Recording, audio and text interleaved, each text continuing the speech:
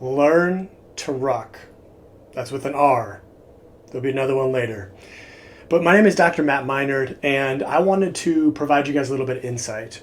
My background and how I look at the world is in terms of biomechanics, arrows, and all physics. And I understand thank you for serving in the military, either past, present, or future. You think differently. You've got a different mindset. You've got to protect. And there are times where posture, it doesn't matter. But for those of you that want to know, and I've had patients that say, I wish I knew this information back in the day, I just want to provide you some information that hopefully you'll find helpful.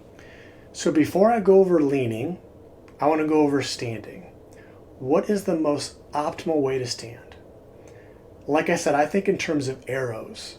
At all times, there is this downward arrow of force constantly being put on your body. We get used to it, we don't feel it, but at all times, the earth is pulling you down. There's this straight down arrow force. So when I am trying to teach somebody optimal posture, I'm trying to think what would be the best way that they could stand that I could push straight down through their shoulders, through their head, and where can I have the best possibility of getting the most amount of force and have that force be transferred through their chain, through their skeleton, through their body, through their arches. If they're standing in such a way that isn't efficient or conducive to that vertical load, what we'll see is buckling. If someone stands with their hips forward or their low back arched, you push straight down, I'm going to buckle in this direction. Well, because gravity is constantly working, parts of my body are being stressed. They're being stressed, and stressed in small amounts of time isn't a big deal. I can do this for a while. Do this for 3 hours, I'm stressing tissues that I don't need to, and yes, that's going to cause some tissue irritation. So when we're standing, the most optimal position is trying to stack your shoulders over your hips, over your ankles. I call that the stack. And in that position, this is the first part of what I posted on the posture for the setup for rucking. What you're doing is when you're in that position where everything's stacked in line, to get our shoulders out of this dumped forward position, you're going to take your equipment, your weapon, and you're going to push that into your thighs. And you're going to push that, and what that's going to do is that's going to allow you to then move from your shoulders. Because what happens is when we don't have that, we just keep having our arms go back, our shoulders tip forward. So that's why step one is placing it to your thighs, shoulders down and back. So now I got my shoulders set. The final piece in standing before we lean is the low back. A lot of times we will lock out a joint because it's easy. If I'm locking a joint, joint is just where two bones come together. I'm relying on the congruency of the joint, and the muscles don't have to work. Imagine holding a high plank, locking out my elbows, just the elbow joint, versus that slight bend where now the triceps are engaged, but it's better for the joint to not lock it out. So step one, step two, the final step, step three, is slightly tucking your tailbone down. And what's doing that is the glutes, your butt. I'm lightly squeezing my butt and drawing my belly button up and in. Doesn't have to be crazy. We're not giving birth or constipated. It's just a squeeze and a tuck. That's going to not only protect my low back, my spine, but cue me to engage and use the glutes, the glute max. The glute max is so powerful, and it's going to help to propel you forward. So the step one was we've got the optimal standing posture. Now the lean.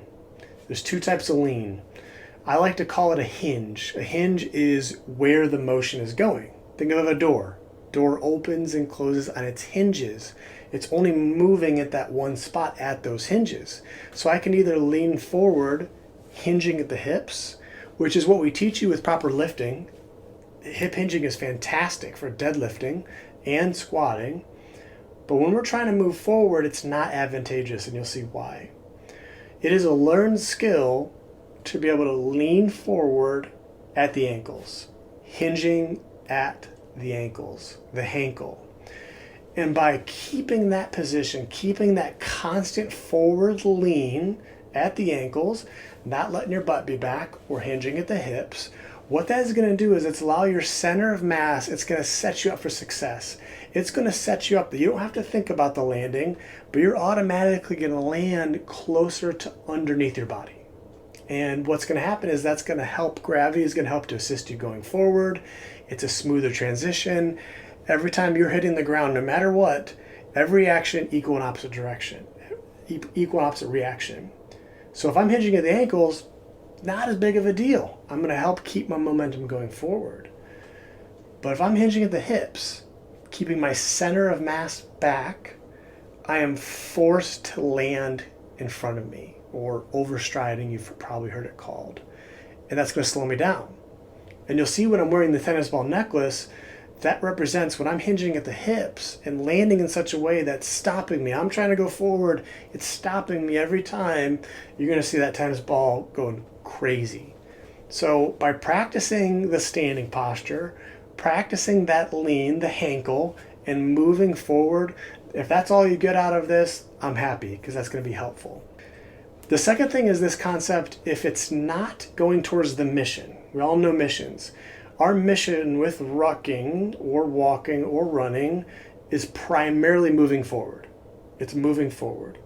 So if I'm using muscles that aren't assisting me in going forward, that requires extra energy, and that can fatigue me out, especially over the long run. So for example, the whole time, if my shoulders are up, that is energy. I don't need that. That can use calories, that can fatigue you out. The other thing is if I'm bobbing side to side or going up and down, same story, it's wasted energy. And if it's only a mile, 2, 3 miles, maybe not as big of a difference, but when we're talking about training or miles and miles and thousands of steps, it adds up. And same when you're packing. The reason I include a lot of information on how to set up the bag is because I heard there's a lot of different types. It's not standardized. But if you can fill in the gaps, so to speak, fill in the gaps. So in that proper posturing, can I then conform it to me? Fill in the gaps. Same thing we say with people sleeping, making sure that we're not sinking down into one side, having the support into the curves where you need it. So I hope that was helpful. Please let me know if I missed anything. Please let me know if there's any more topics you want to know about. Again, I have never served. I thank you for serving. I'm just trying to help out. So thanks for listening. Check out my podcast for more information about running if you're interested in running, and my Instagram at learn.to.run. Thank you.